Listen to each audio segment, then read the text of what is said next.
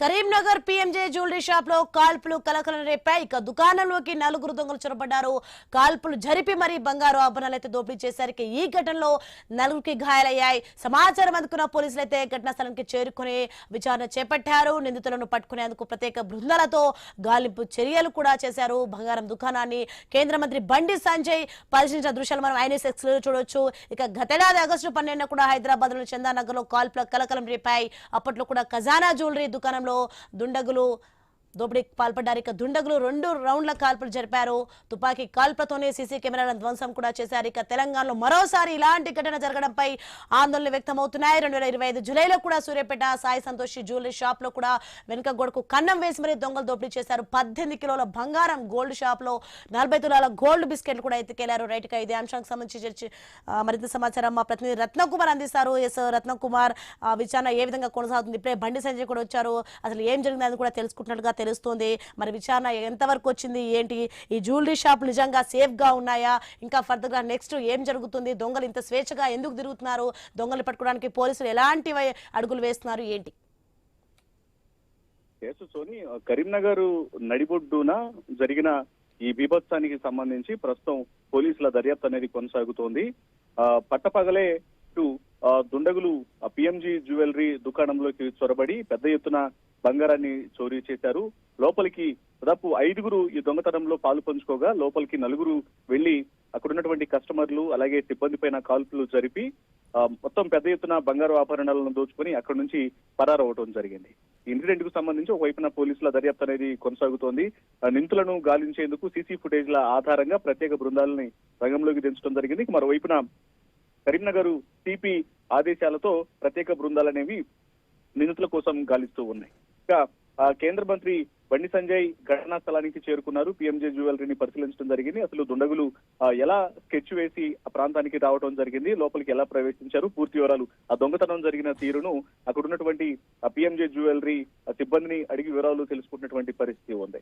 అయితే ఈ యొక్క ఇన్సిడెంట్ అనేది అక్కడ ఉన్నటువంటి కొంత సెక్యూరిటీ లోపం కారణంగా జరిగిందా, లేకపోతే ఉన్నపళాన అటు వచ్చినటువంటి దుండగులు వరుసగా కాల్పులు జరుపుతూ రావడంతోనే అందరూ భయభ్రాంతులకు గురయ్యి వాళ్ళు అక్కడికి సరెండర్ అవడం జరిగిందా అనే దానికి సంబంధించి కూడా ఒకవైపున క్వశ్చన్స్ అనేవి రైజ్ అవుతున్నాయి.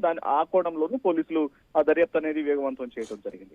కరీంనగర్ లో అలాగే హోల్డ్ లో ఉండండి. ఇప్పుడే మనకి సీసీ ఫుటేజ్ వచ్చింది. సీసీ ఫుటేజ్ లో ఐన్యూస్ ఎక్స్క్లూజివ్ మనం చూస్తున్నాం.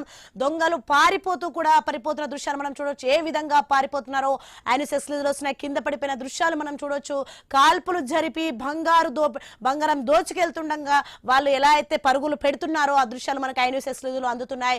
చూడొచ్చు మనం దొంగలు పరిగెడుతూ కూడా ఆ మెట్ల మీద కింద పడిపోయిన దృశ్యాలు మనం చూడొచ్చు. ఏ విధంగా బ్యాగులతో వెళ్లి దొంగతనం చేసి తర్వాత ఎలా పారిపోతున్నారో మనం చూడొచ్చు. ఆన్ ది స్పాట్ లో దొంగలు పారిపోవడం జరిగింది. అలాగే ఆ పారిపోతున్న కంగారులో పట్టుకోవడానికి వెళ్తున్న వీళ్ళు కూడా వెనకాల పడిపోవడం జరిగింది. ఐన్యూస్ ఎక్స్క్లూజివ్ మనం ఇప్పుడే సీసీ కెమెరా ద్వారా చూస్తున్నాం. మొత్తానికి చూడొచ్చు దొంగలు ఏ విధంగా బంగారం దుకాణంలో కాల్పులు జరిపిన వెంటనే వాళ్ళు పారిపోతున్న దృశ్యాలను మనం ఐన్యూస్ ఎక్స్క్లూజివ్ లో చూస్తున్నాం. ఎస్ రత్నకుమార్, చూడొచ్చు మనం ఇప్పుడే మనకి సీసీ ఫుటేజ్ కూడా అందింది. వాళ్ళు ఏ విధంగా పారిపోతున్నారు, ఆ కంగారు వారిలో ఉన్నటువంటి చూడొచ్చు ఆతురత, ఏ విధంగా పారిపోతున్నారో. పట్టుకోవడానికి వెళ్తున్న దొంగలు పట్టుకోవడానికి వెళ్తున్న వాళ్ళు కూడా పడిపోయారు. వాళ్ళు కాల్పులు జరిపిన వెంటనే ఏ విధంగా పారిపోతున్నారో చూస్తున్నాం. దీన్ని ఎలా చూడొచ్చు, ఏంటి అసలు ఏం జరుగుతుంది? ఇన్సిడెంట్ కు సంబంధించి ఒకసారి మనం ఆ సీసీ ఫుటేజ్ విజువల్స్ ను గనక గమనించినట్లయితే జరిగినటువంటి యొక్క ఇన్సిడెంట్ అంటే దొంగతనానికి పాల్పడిన తర్వాత వరుసగా అటు వచ్చినటువంటి 5గురు దుండగుల్లో ఒక దుండగుడు వెనకాల ఉన్నాడు. మిగతా 4గురు దుండగులు అక్కడ కొంత లోపల పడిపోయిన తర్వాత ఇమ్మీడియట్ గా అక్కడ నుంచి పారిపోయేటువంటి క్రమంలోనే ఒక అతను కింద పడిపోవడం జరిగింది. మరొక రెడ్ కలర్ షర్ట్ వేసుకున్నటువంటి మరొక వ్యక్తి అతన్ని మోసుకుని వెళ్తున్నటువంటి దృశ్యాలు కూడా సీసీ కెమెరాల్లో రికార్డ్ అయ్యాయి. ముందుగా గ్రీన్ కలర్ షర్ట్ తో పాటు బ్యాగ్ ను బంగారం దోచుకున్నటువంటి బంగారం మొత్తాన్ని కూడా ఒక బ్యాగ్ లో వేసుకున్నటువంటి ఒక వ్యక్తి అతను ముందుగా పరిగెత్తడం జరిగింది బంగారం తీసుకొని. వెనకాల ఉన్నటువంటి వ్యక్తిలో ఒక వ్యక్తికి తీవ్ర గాయం అవడంతో కాలుకి అతన్ని తీసుకొని రెడ్ కలర్ షర్ట్ వేసుకున్నటువంటి వ్యక్తి అక్కడ నుంచి పారిపోయినటువంటి పరిస్థితి కనిపించింది. అయితే మనకు కెమెరా ఫుటేజ్ లో చాలా స్పష్టంగా కనిపిస్తోంది. ఉన్నటువంటి 5 దుండగుల్లో 5 కొంతమంది ఒకవైపు పరిగెత్తగా మరో లాస్ట్ చివరికి వచ్చినటువంటి మరొక ఇద్దరు మాత్రం మరొక వైపు అంటే రోడ్డుకు ఆనుకునే ఉండడంతో ఈ యొక్క షాప్ అనేది రైట్ సైడ్ కొంతమంది అలాగే లెఫ్ట్ సైడ్ కొంతమంది పరుగులు తీశారు. సో వీటన్నింటిని బేస్ చేసుకుని ప్రస్తుతం పోలీసులు యొక్క దర్యాప్తును వేగవంతం చేయడం జరిగింది. ఖచ్చితంగా పెద్ద ఎత్తున బంగారు ఆభరణాలను దొంగలించి వెళ్తున్నారు అనే విషయం కూడా ఇక్కడ స్పష్టంగా తెలుస్తోంది.